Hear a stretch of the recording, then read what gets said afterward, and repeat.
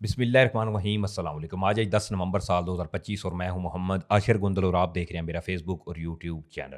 नाज़रीन किराम, इस वक्त नई दिल्ली जो है वो लरज़ उठा है और लाल किले के करीब ज़ोरदार धमाकों की इतलाआत सामने आ रही हैं और इसमें काफ़ी नुकसानात की इतलाआत भी हैं। इस तमाम सूरत हाल के अंदर ऑलरेडी जहाँ बिहार इलेक्शन भी हैं और आज सुबह भी भारत की जानब से जो मुख्तलिफ किस्म की पाकिस्तान के खिलाफ रिपोर्टिंग की गई और अब इस वाक़े के बाद तमाम हालातों वाक़यात बदल चुके हैं और एक बार फिर से पाकिस्तान और भारत के दरमियान कशीदगी इंतहाई अरूज पर पहुंच चुकी है। इस वक्त क्या सूरत हाल है, इस हवाले से कुछ इंतहाई अहम तरीन डिटेल्स जो इस वीडियो में मैं आपके सामने रखूंगा।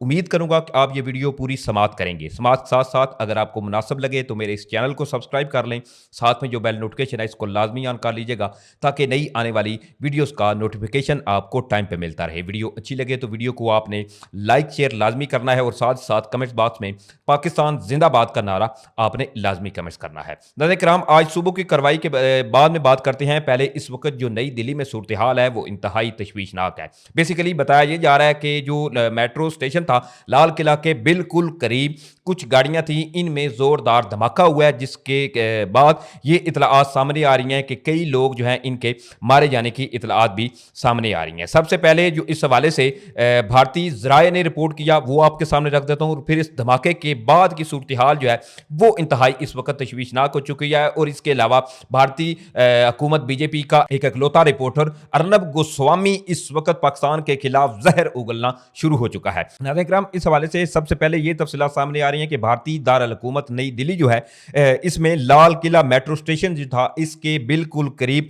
गाड़ी में बम धमाका हुआ है जिसके नतीजे में गाड़ियां तो नुकसान हुआ है। इसमें कई लोग जो हैं इनके भी मारे जाने की इतलाआत सामने आ रही हैं और इसमें सबसे एक इंतहाई अहम रिपोर्ट ये है कि इसमें एक नेवी का ऑफिसर भी बताया जा रहा है जो इस कार जो ब्लास्ट हुआ है इसमें उसके भी मारे जाने की इतलाआत सामने आ रही हैं। इसके हवाले से बताया जा रहा है कि a massive explosion in an Indian navy officers car near red fort Delhi.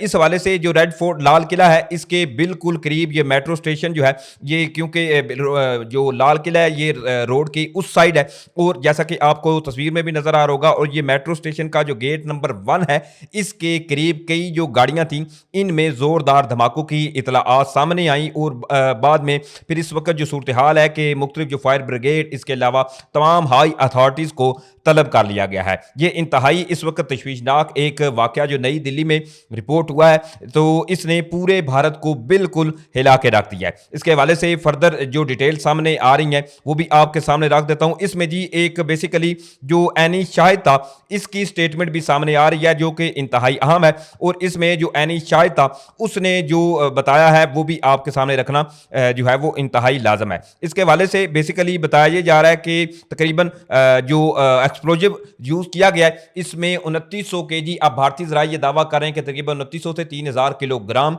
Explosion जो है वो यूज किया गया है। अब इसमें जैसे ही ये इंसिडेंट हुआ तो उसके फौरी बाद जो अर्नब गोस्वामी हैं इन्होंने ये दावा करना शुरू कर दिया कि ये कोई जो है वो वैसे धमाका नहीं हुआ कोई, क्योंकि इसके करीब बताया जा रहा है कि ये जो गाड़ियां थी इनके करीब सिलेंडर्स वाली गाड़ियां भी खड़ी हुई थी। मुख्तलिफ इसके हवाले से सोशल मीडिया पर तस्वीरें जबकि वीडियोस जो हैं वो गर्दिश भी कर रही हैं। लेकिन जैसे ही ये इंसिडेंट होता है तो फौरी तौर पर भारतीय मीडिया के तमाम जो जर्नलिस्ट हैं इन्होंने ये दावा करना शुरू कर दिया कि ये एक दहशत गर्दाना हमला है। अब मतलब इस चीज़ का अंदाज़ा लगाएं कि अगर कोई इंसिडेंट होता है तो सबसे पहले उसको इन्वेस्टिगेट करने के लिए कुछ टाइम दरकार होता है ताकि जो सिक्योरिटीज एजेंसीज हैं वो इस मामले को इन्वेस्टिगेट करें। इन्वेस्टिगेट करने के बाद वो एक खास पॉइंट पे पहुंचे कि ये वाकया क्या कोई दहशत गर्दाना हमला था या कोई जो इंसिडेंट है वो गाड़ियों में सिलेंडर फटने की वजह से हुआ है। इस हवाले से ये तफसीलात भारतीय मीडिया नहीं दे रहा कि गाड़ियों के सिलेंडर की वजह से भी वाकया हो सकता है, लेकिन फौरी तौर पर भारतीय मीडिया पर इस तरह की रिपोर्टिंग शुरू हो गई कि जी ये जो हमला है ये एक दहशत गर्दाना हमला है और इसमें अब जो एक्सप्लोजिव था वो भी 2900 से 300 किलोग्राम भारतीय ज़राए दावा करते हुए नजर आ रहे हैं। और जो एनी शाहिद था इसके हवाले से भी इसने ये बताया कि हम जो है वो इधर से करीब से गुजर रहे थे तो जोरदार धमाके जो थे इनकी इतलाआत सामने आई। बेसिकली जो धमाके हैं वो दो बताए जा रहे हैं कि एक साथ दो जो जोरदार धमाके थे इनकी आवाजें सुनी गई हैं। अब एक जो बेसिकली ये इंडियन एक जर्नलिस्ट है अमन शर्मा, उन्होंने इस हवाले से ट्वीट भी कर दिया कि this is a terror attack, यानी कि उन्होंने जी मोहर लगा दी कि ये एक दहशतगर्दाना हमला है। फर्दर इस हवाले से क्योंकि अभी कोई सच एज कंफर्मेशन नहीं आई بھارتی جو ادارے ہیں ان کی جانب سے کیا آیا یہ کوئی دہشت گردانہ حملہ تھا یا کوئی سلنڈر وغیرہ پڑنے سے یا کچھ اور انسیڈنٹ ہوا ہے. لیکن اس تمام صورتحال میں ہم یقینی طور پر اس واقعے کی شدید الفاظ میں مذمت کرتے ہیں. چاہے شہری بھارت میں مریں, چاہے شہری کسی اور ملک میں مریں, تو اس پر جو دہشت گردانہ حملے